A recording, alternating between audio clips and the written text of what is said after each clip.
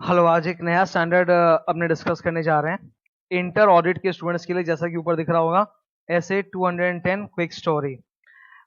This standard is about LOE। तुम लोग देखो, सामने मैंने रेड कलर से लिखा भी है, LOE means letter of engagement. अब ये होता क्या है, मैं तुम्हारे साथ डिस्कस कर रहा हूँ। इंटर के स्टूडेंट के दिमाग में क्या क्या एक जबरदस्त एक डाउट आता है इसमें, वो मैं भी तुम्हारे साथ क्लैरिफाई करने जा रहा हूँ। ओके, तो ध्यान से मेरी बातों को सुनना। आज हम लोग एक ऑडिटर हैं, चार्टर्ड अकाउंटेंट, एक CA फर्म है। हम किसी कंपनी के बुक्स ऑफ अकाउंट्स का जाकर ऑडिट करेंगे, करेक्ट। तो जाने के पहले हमारे और क्लाइंट के बीच में, ऑडिटर और क्लाइंट के बीच में एक एंगेजमेंट लेटर ड्रॉ होना चाहिए। एक इंटर का स्टूडेंट जो है वो सोचता है कि इट इज अ कॉन्ट्रैक्ट, क्योंकि फाउंडेशन में कॉन्ट्रैक्ट पढ़ के निकला है, तो हर चीज में offer plus acceptance agreement, agreement which is enforceable by law, contract, यही सोच वर्क करती है। तो सबसे पहले इस सवाल का जवाब देते हैं कि is the letter of engagement which is required by SA 210 between the auditor and the client, can it be regarded as a contract enforceable by law? The answer is no, it's not a contract enforceable by law. ये जो letter of engagement है, इसका मकसद कभी भी ये नहीं होता कि हम क्लाइंट को कोर्ट घसीट के ले जाएंगे if they breach any terms and condition. Contract का मतलब क्या होता है? कॉन्ट्रैक्ट का मतलब ये होता है कि दोनों में से कोई एक पार्टी अगर उसमें लिखे हुए कंडीशंस को ब्रीच करे तो दूसरी पार्टी उसे कोर्ट में ले जा सकती है घसीट कर। ये मकसद ही नहीं होता ऐसे 210 का। अगर यहाँ पे कहीं एक्सेप्टेंस वर्ड आ गया तो इसका मतलब ये नहीं कि कॉन्ट्रैक्ट एक्ट वाला कॉन्ट्रैक्ट बन गया। तो फिर ये, अगर ये कॉन्ट्रैक्ट नहीं है as per Indian contract act, तो फिर इसका पर्पस क्या है? और पर्पस देखते हैं, ठीक है। ये देखो आप जरा, ये ऐसे 210 जो कि CA इंस्टीट्यूट के साइट से डाउनलोडेड है। इसमें आप चलते हैं, चलो नीचे की तरफ देखते हैं कि पर्पस क्या है। ये रहो, ये आ गया। आपको ऊपर हेडिंग दिख रही होगी, ऑब्जेक्टिव दिख रहा है आपको, ऑब्जेक्टिव। अब ऑब्जेक्टिव में सबसे पहला ऑब्जेक्टिव नंबर A क्या लिखा है? Establishing whether the preconditions for an audit are present. अब वो क्या है, वो तो मैं तुमको समझाऊंगा। वो देखो यहाँ पहला टॉपिक ही देखो, यहाँ पे क्या लिखा हुआ है, pre conditions for accepting the audit, that's the first topic जो तुमको दिख रहा है। और दूसरा टॉपिक क्या है वो देखो, दूसरा ऑब्जेक्टिव क्या है देखो तो, confirming that there is a common understanding between the auditor and the management. तो कॉमन अंडरस्टैंडिंग ये बहुत जरूरी है। इसका क्या मतलब निकल रहा है वो मैं डिस्कस करता हूं तुम्हारे साथ। आज अगर हम क्लाइंट के ऑडिट पे जा रहे हैं, ऑडिट अपने आप में एक अनोखा प्रोसेस है, एक अनोखा एंगेजमेंट है।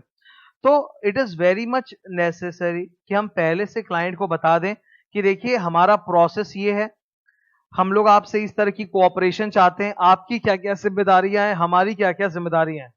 मकसद बस यही होता है, to arrive at a common understanding with the client, उनको ऑडिट का प्रोसेस समझाना। लेटर ऑफ एंगेजमेंट का पर्पस कॉन्ट्रैक्ट वाला पर्पस नहीं है कि क्लाइंट को उठा के कोर्ट में ले जाएंगे अगर उसने हमारा फीस पेमेंट नहीं किया तो। It's a very rare case जब एक चार्टर्ड अकाउंटेंट अपने क्लाइंट को सू करता हो in case of non payment of fees, ठीक है। तो ये कोई कॉन्ट्रैक्चुअल उस तरह से नहीं है, कॉन्ट्रैक्टेड वाला। आई होप ये समझ में आ रहा है तुमको। थोड़ा सा रैपअप करता हूं। Is letter of engagement a contract enforceable by law? No. The purpose of letter of engagement is to arrive at a common understanding with the client, to explain to the client that what is audit, what are our procedures, any kind of disclaimers that we have, or and what is their responsibility, what is expected of them and what is expected of us। जहां पे हम अपने काम का scope भी define कर देते हैं कि देखिए हमारा काम ये है, भले हमारा नाम chartered accountant, but we are not accountants, we are auditors. आपको अपना अकाउंट्स खुद बनाना है, हमें आपके अकाउंट्स को चेक करके देखना है कि उसमें गलती है कि नहीं है।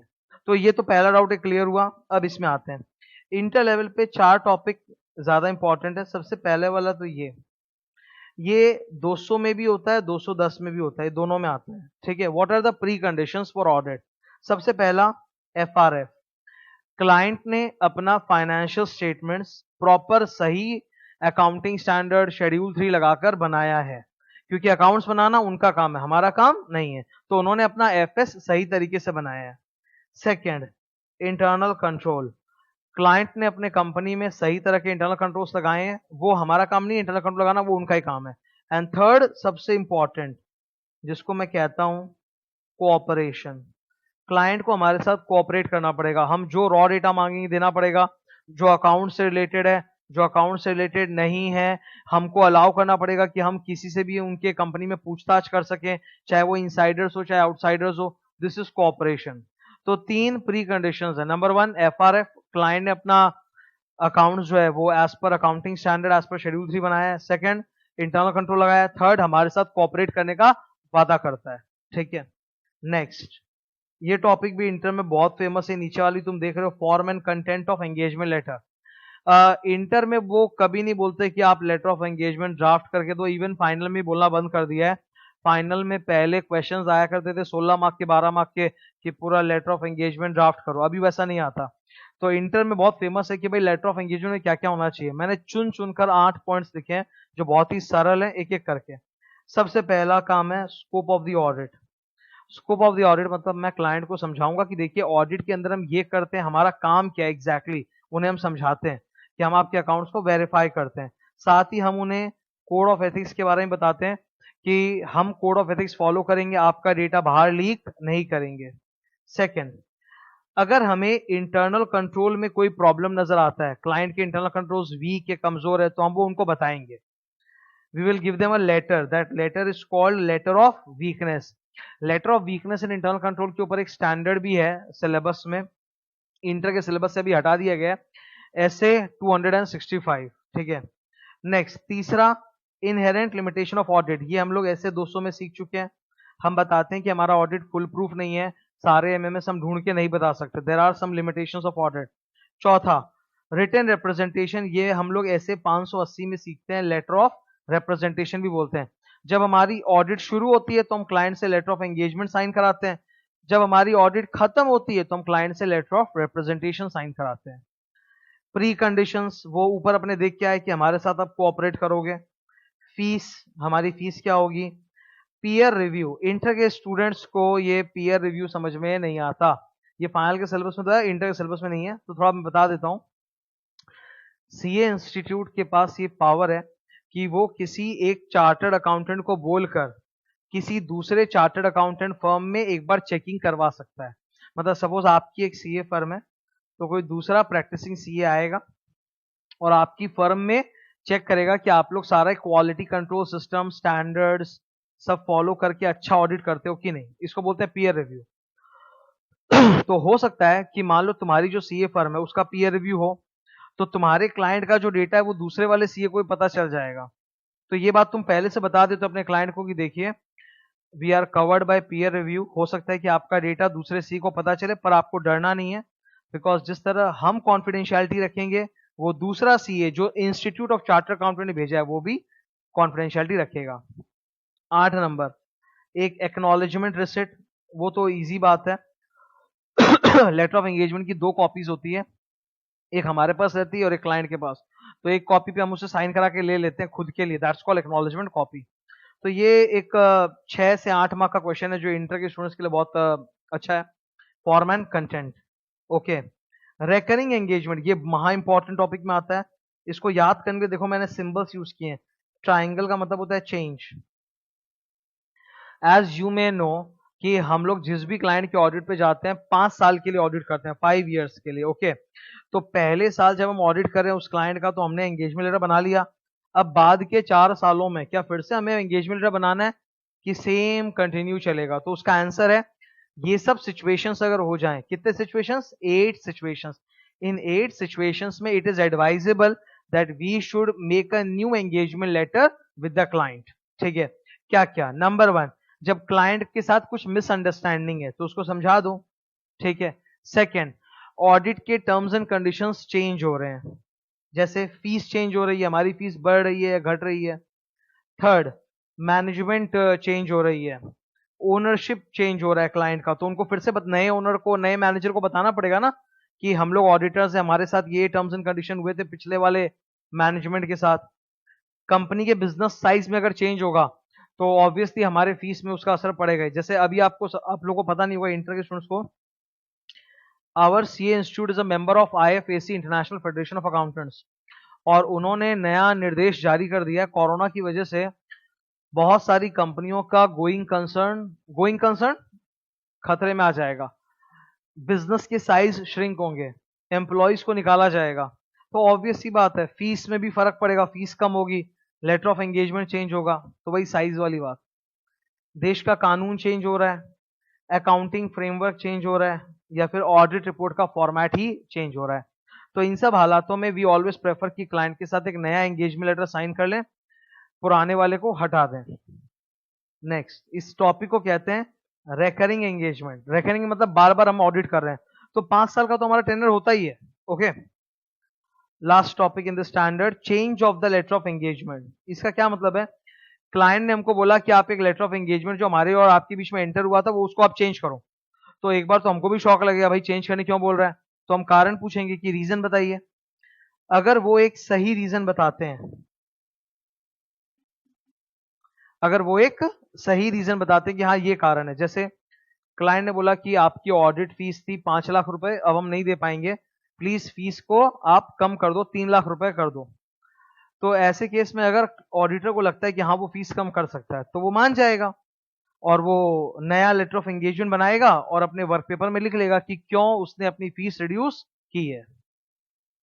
Auditor may accept the change and document the reason, second नया लेटर साइन हो जाएगा। ठीक है, नेक्स्ट, अगर क्लाइंट कोई रीजन नहीं दे रहा है सॉलिड, बस वो बोल रहा है कि हाँ इसको चेंज करो, तब हम रिफ्यूज कर देंगे, मना कर देंगे कि नहीं चेंज नहीं हो सकता, साइन हो चुका है एक बार तो लेटर।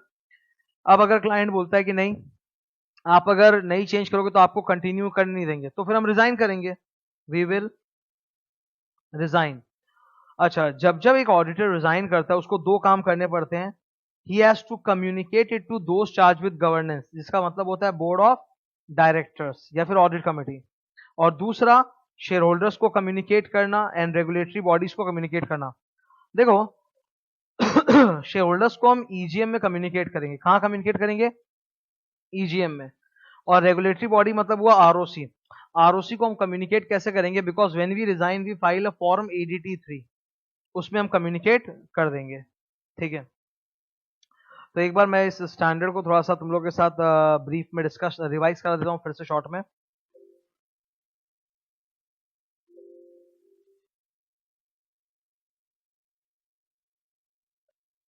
ओके, स्टार्ट करते हैं डिस्कशन, एक बार हल्का सा रिवाइज करा देता हूँ।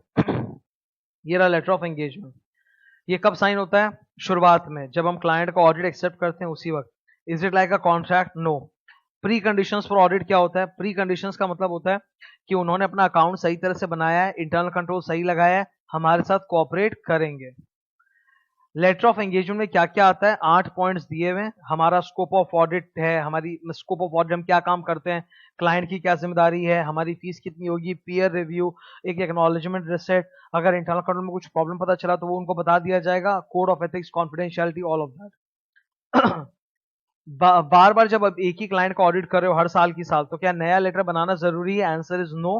However in the following 8 situations आपको नया लेटर बनाना जरूरी है। ये याद रखना बहुत आसान है, 8 में से 7 बार तो चेंज है, ट्राइंगल का सिंबल आप देख रहे हो, ठीक है, तो it's very easy to remember, आराम से हो जाएगा, कोई ऐसा दिक्कत नहीं है। ओके, क्लाइंट अगर लेटर चेंज करने बोल रहा है तो क्या करें, साइन हो चुका पहले, फिर अब बीच में ऑडिट खत्म होने जा रहा, बोलता है चेंज करो, तो क्या करें। अगर क्लाइंट एक वैलिड रीजन देता है तो मान लेंगे और चेंज कर देंगे, नहीं देता है तो रिजाइन करके हट जाएंगे। ठीक है, तो ये था 210 का एक क्विक रिकैप, एक स्टोरी। ओके, इसके ऊपर और लेटर ऑफ एंगेजमेंट का प्रैक्टिकल साइड जो है ना बहुत ही हाई फाई है। मोस्टली क्या होता है, हम लोग अगर आप नीचे लेवल के फर्म्स की बात करो तो क्लाइंट के यहाँ काम चालू हो जाता है, लेटर ऑफ एंगेजमेंट साइन ही नहीं होता है, एकदम लास्ट में जाके साइन होता है। ठीक है, तो वो होता है ना स्टैंडर्ड की धज्जियां उड़ा देते हैं, पर मैं तुमको एडवाइस कर रहा हूँ लेटर ऑफ एंगेजमेंट हमेशा जरूरी है, स्पेशली अगर आपका क्लाइंट एक कंपनी नहीं है। कंपनी क्लाइंट्स के केस में तो फिर भी होता है, नॉन कंपनी क्लाइंट्स अगर है ना, मतलब नॉन कॉर्पोरेट क्लाइंट्स, तो उसमें पक्का लेटर ऑफ एंगेजमेंट बनाओ, बिकॉज वहां पर बहुत सारे ऐसे क्लाइंट है जैसे पार्टनरशिप फर्म, उन्हें ऑडिट की जरूरत नहीं है, वो अपनी इच्छा से ऑडिट करा रहे हैं, तो वहां पर ऑडिट में क्या क्या करना नहीं करना है वो हमें कानून नहीं बताएगा, वो हमें स्टैंडर्ड नहीं बताएगा, वो क्लाइंट बताएगा कि हम आपसे ये चाहते हैं, तो वही करना है हमको। तो नॉन कॉर्पोरेट्स में तो स्पेशली आपको एक लेटर ऑफ एंगेजमेंट बना के रखना ही चाहिए। ठीक है, तो ये 210 का क्विक स्टोरी था, I hope it is useful for you. Close करते हैं, फिर मिलेंगे एक नए स्टैंडर्ड के साथ।